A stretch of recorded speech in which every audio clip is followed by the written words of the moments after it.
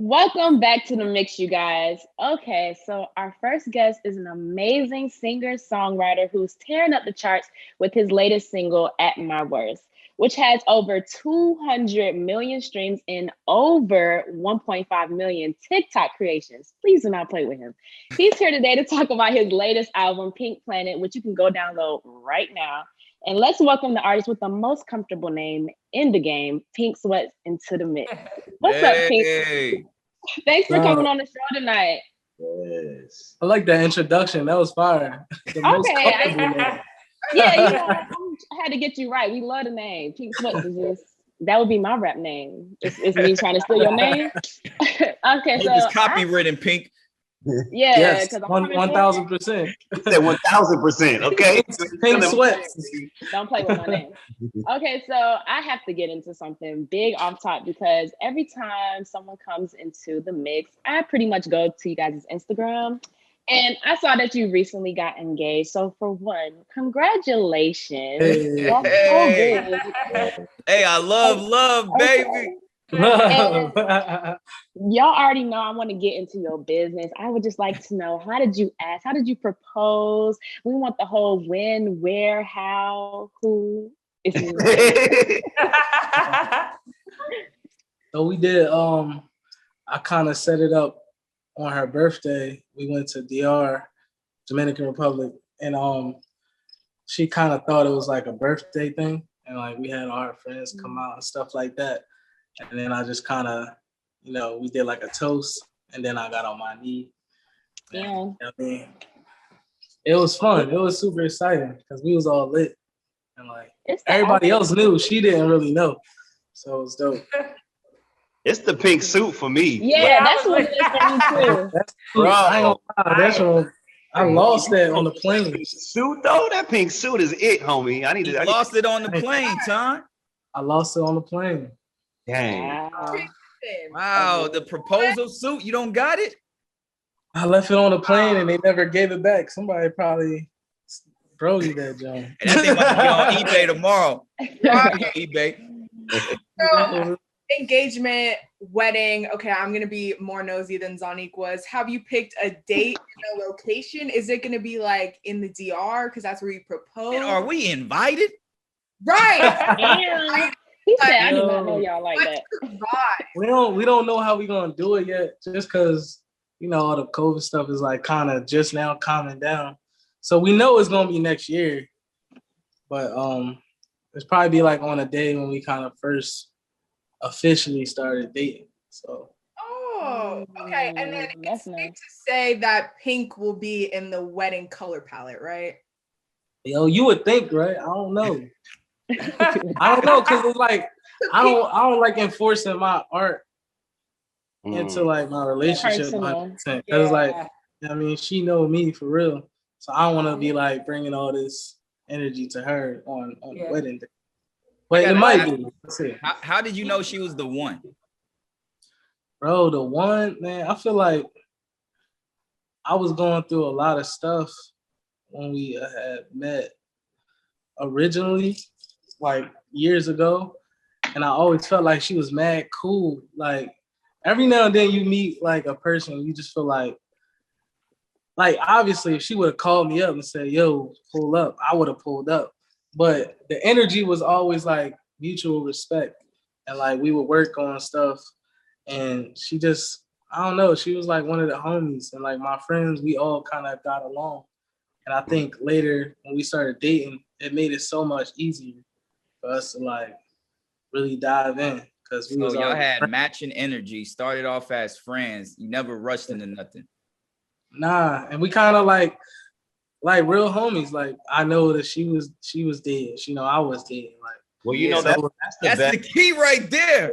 I was about to say that's the best type of love that when you're friends first, and then you build that other type of love relationship. So clearly you're surrounded by love, but not only in your music, because also in your life. I found that your birthday is on the most loving day of the year, on Valentine's Day. So would you say it was your destiny to be a love song game, to be in the love song game? Yo, probably, man. God had a plan for sure. Yeah. that's mad random when I think about it sometimes. I'm like, dang, I was born on Valentine's Day and I just got this affinity for love songs. I don't know where that came from. That's for sure. That's not random. Like you said, God already had the plan. Yep. Yeah. He had destiny before you came here. He was putting the clues already. If I was paying attention early, I would have knew. Okay. You don't mess with the guy, man. Okay, so here's a real question though, because that has to be rough when you're in a relationship and your birthday is on a holiday when you're supposed to be providing the gifts and paying for dinner. So I want to know, what's the main celebration at your house on February 14th? Is it your B-Day, or does it go more so V-Day went out? Yeah, I want to know too. How, you got a national birthday. I'm just saying, you celebrating Valentine's or the birthday? How does that work? What we doing, man? Oh, okay. It's his birthday. She let me get the birthday. Oh, that's love. That's so love. it's Pink Day. It's not V-Day. It's Pink Day. But we always end up doing something. Like, I'm always think of something to do for her, but like she'll like throw me a party or whatever for my birthday, and like she just don't really expect anything. But if I do something, she obviously appreciate it. Yeah, well, you know, I just I love gotta this. say, because I feel like we're just all up in your business right now. So I must say that one of your amazing talents is your songwriting skills, and you've been pretty successful in that world. But what made you want to become an artist as well? Because let's be honest, we all know songwriting is where the money is really at. So what made you want to become an artist as well? Funny enough, because of the money, you just said that, I always felt like you can't control your income when you're a songwriter in the beginning, because you're kind of subject to whatever artists want to do. You know what I'm saying? Like, if I'm saying like, yo, I'm tired of, like, I don't want to mimic nobody. You know what I mean? But in the songwriting, a lot of times you end up mimicking trends, because like, you know what I mean? Somebody, whoever the hot songwriter is, somebody could come to you like, yo, I want a song like this. And like, eventually you just get tired of it. Like, yo, fall back. I'm gonna listen to this song. And they're like, I don't know, it don't got the Migos flow like it's supposed to. I'm like, dude. So I just started putting out my own music. That's really what got me to being an artist, because I was like, I want to be more in control of my art, my finances, my creativity. Dang, that's some gems right there, because a lot of people don't know it is pros and cons to everything. Some people may think, well, you make more money songwriting while the artists out there on tour, this and that. But the artists do get more creativity, where the songwriters, a lot of times, they just got to write it. And then however the artists flip it, that's what it is. So, man, you dropping some gems on here for the young future, you know, hit makers out there in the world. Absolutely. And artists do be taking percentage too. Like, they gonna get theirs. They be like, yo, let me get 50%. You like, 50? You wasn't even in the room when I made the song. The game changing now. Artists ain't playing. You know, because back in the day, a lot of artists is getting taken advantage of. So they trying to eat too. That part. Yeah, but it's good for a lot of people to just learn the game from the bottom and work your way up. And that's the one thing I always tell people. Just learn each part, because then you know how it's supposed to go. Like, nobody can get one over on you. Real. Now, I know my co-hosts are going to be like, girl, leave Justin alone. But I believe you were in the credits on the new Justin Bieber deluxe album. Yeah, y'all knew it was coming. So can you please tell me how this relationship came together, and like, what was it like to work with Justin? Because I love him. Yo, so I think Justin DM'd me like a couple years ago, like 2 years ago. And from there, we just kind of hit it off. Like, we were just like, I never even hit him up to work, really. Like, we would just be texting or like FaceTime and just talk about life, talk about like God and like family and stuff like that. And then one day, I happened to be in LA because I had just moved out of LA. And he was like, you know what I mean, moving around or whatever. He was like, yo, bro, like, you got to pull up on me. So, yeah, it just kind of came up that way. Wait, look, I got to jump in here real quick before y'all ask the next question. So, Jay slid in the DMs, right? Yeah. So look, okay, so look, this is my point. If that was a female artist slid in the DMs, people going to think, oh, it's all this and that. It got to be personal. When the same set slide in the DM is all good. That's why I be trying to tell people, look what happened from Justin sliding in the DM. Beautiful music. True. Yeah, stop trying to justify sliding in the DM, man. You trying to justify that. I don't know about that. That's his only point, okay?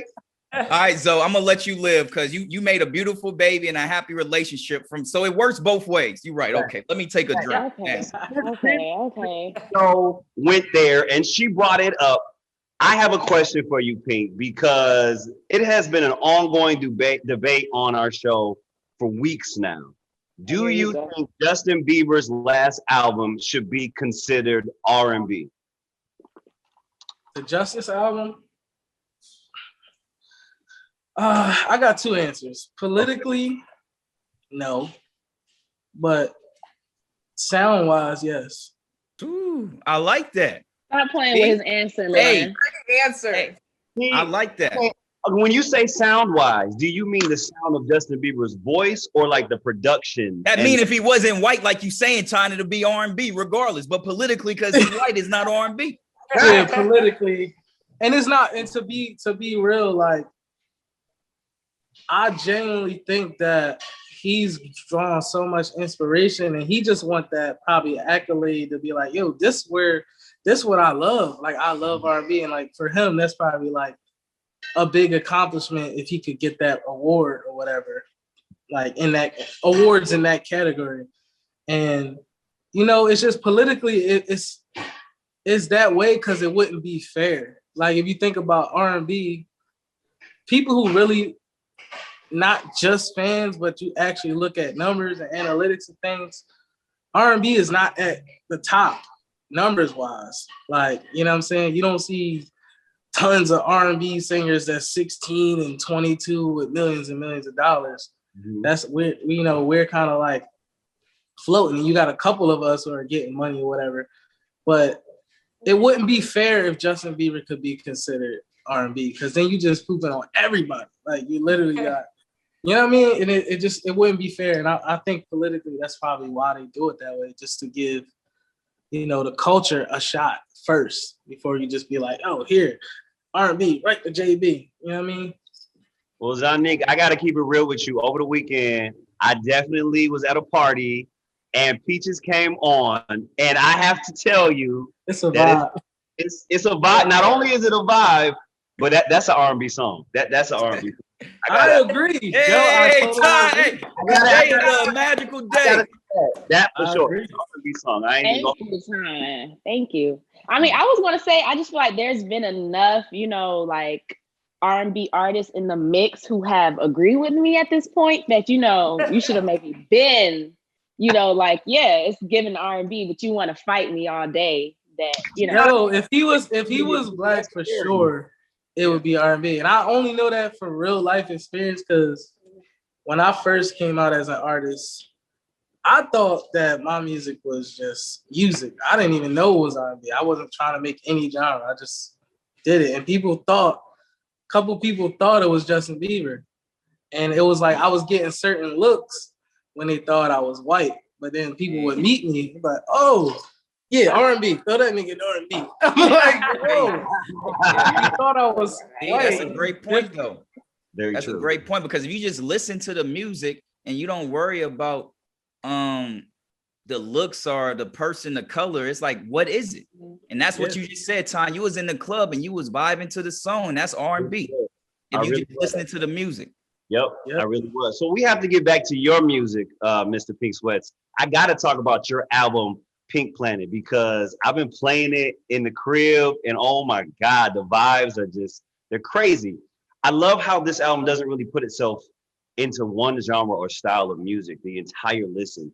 There's so many great, dope vibes coming off of this project, but I would like to know what songs mean the most to you on the album. On Pink Planet, the album, so I got one, it's Pink City, and then another one is called Pink Family. All the songs are not pink for people who did not hear it.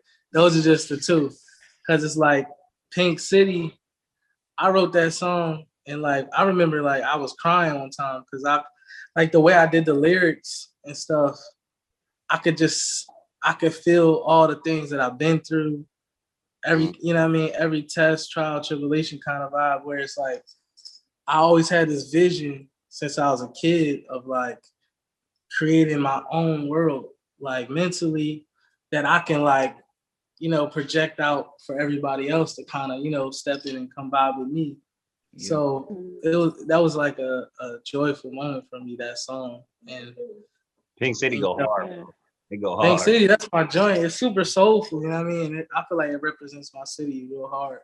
And then Pink Family, like I grew up in church, like my whole family sing. And that was the last song I added to the album.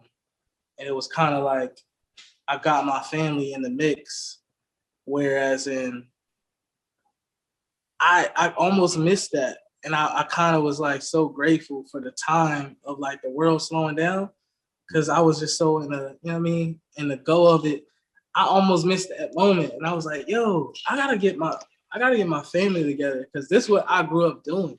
Like my mom sing, my brother sing, my aunt sing. I always tell people I'm not even the best singer in my family. Like, so it's like I wanted to give them a moment of shine. So when they going back to church, I'm like, yo, did you hear this song? I was on that.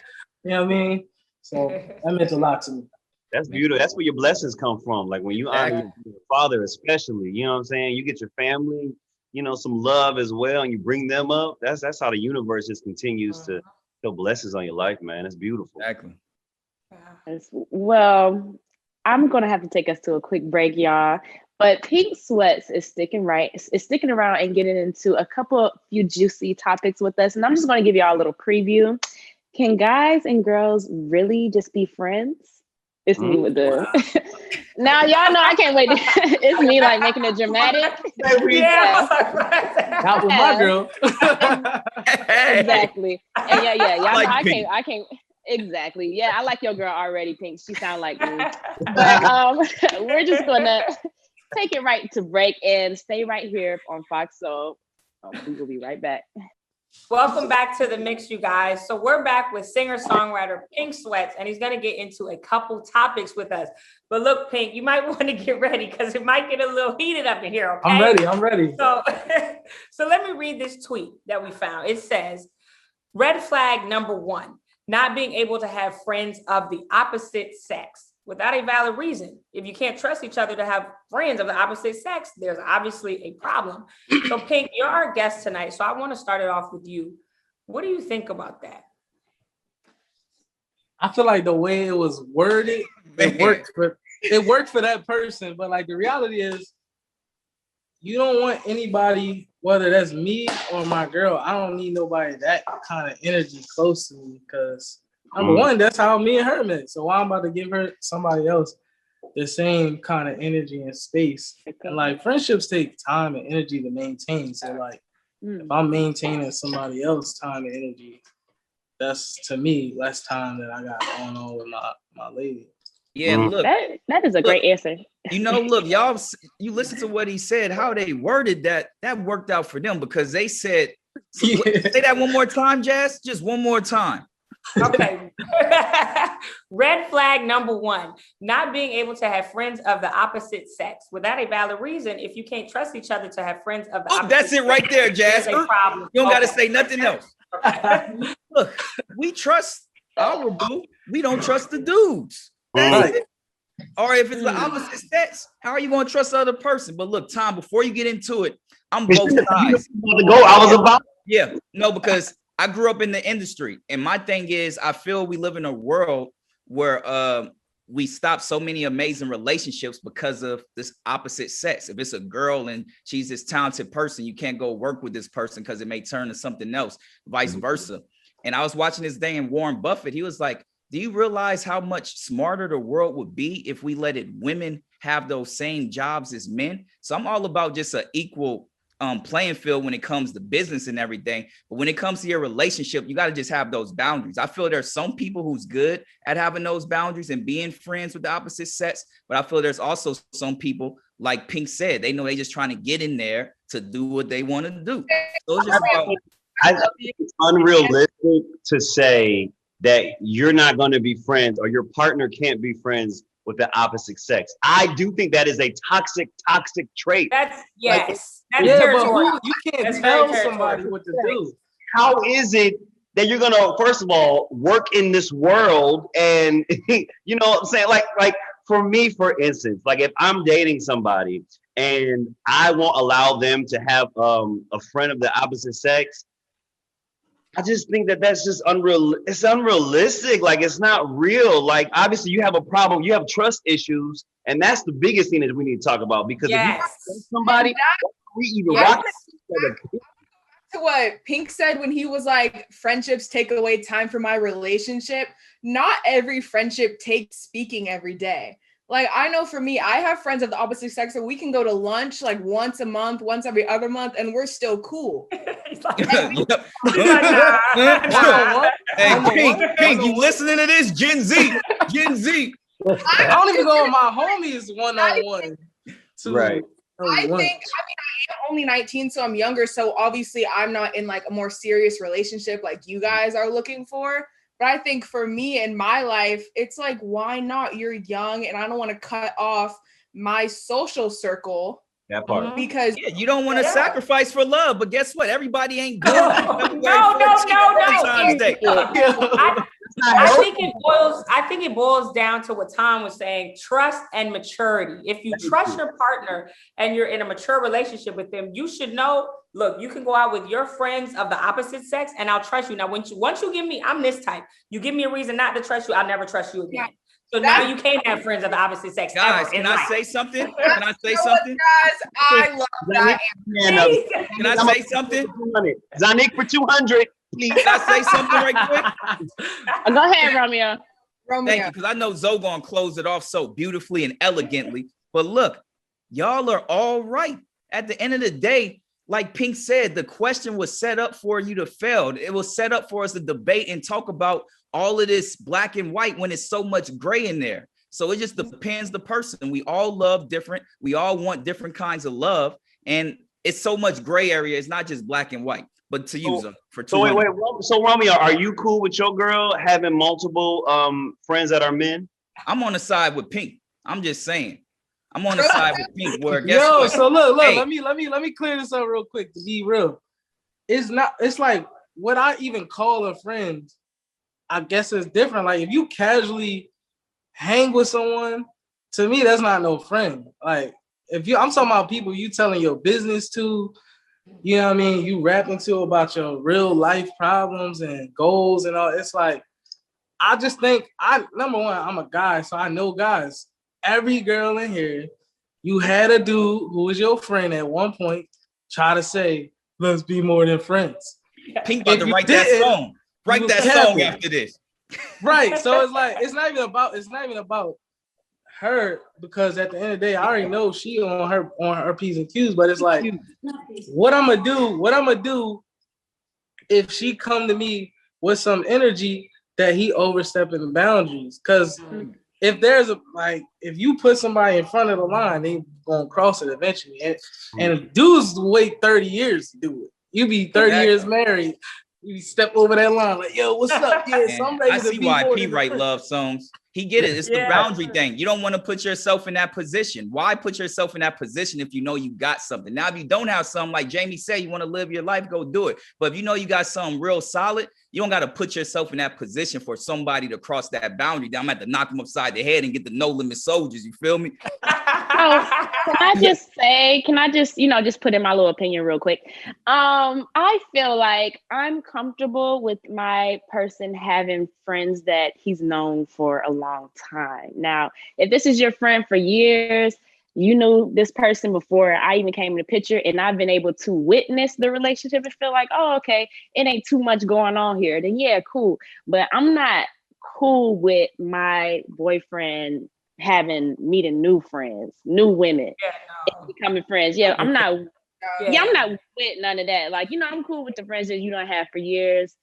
I still got to witness it. That's still a key for me. But I don't know. It's just friends can even, friends are human. like Exactly. Bro, like, you don't play at all, so I don't see have a new nothing. He can't even women on Instagram, right? Yeah, you know, I'm checking everything. I think we all came to the conclusion that it's you and your partner's relationship. As long as you have an open conversation about it and you both understand the boundaries and you come to a solid conclusion for what's best for your relationship, go for it. That part. Yeah, I agree. I like that, Jamie. I like that. We do have time for a topic, and I think this one will spark some debate. I don't know. I'm kind of excited. But anyway, so I don't know if y'all heard about A-Rod, who recently announced that he teamed up with a company that is putting out a line of concealer for men. Like him, men who want to feel good about their skin. I get that. And it's called the Blur Stick. It sparked conversation around men wearing makeup. And this is why I love that we have Romeo and Anton and now Pink here to get their perspective. So I'm going to go to you guys. I'm going to go to Pink first. Would you feel comfortable wearing concealer or like makeup in general, basically? Me as an entertainer, I'm like, you know what I mean? I'm actually shooting a movie and stuff. I'm okay with it. I'm still getting okay with it now. But like, yeah, I get it. But for everyday guys, I'm not gonna lie. I think there's like, if you a man and you fall asleep on a girl pillow you just met, and then you got the joint on there, you gotta, for everyday guys, like, I don't know, but like for people in the industry, I get it. Like, you know what I mean? Yeah, I would say the same thing. I think like being an artist, I'm used to always having makeup on, you know, when I'm doing a shoot or I'm doing a movie or a commercial or what have you.